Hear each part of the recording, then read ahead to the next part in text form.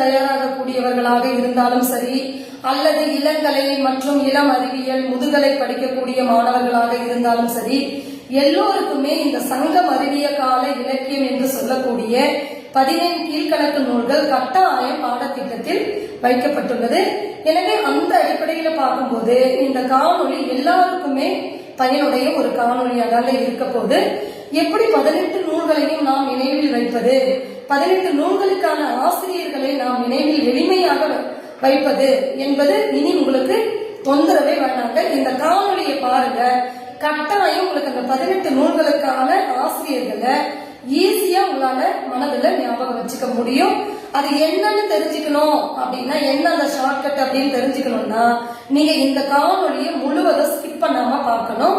கூடவே bell ஐகானையும் click பண்ணி வச்சுக்கிட்டீங்கன்னா இது மாதிரி தொடர்ந்து நம்ம அதிகமான வீடியோக்களை இனி போட போறோம்.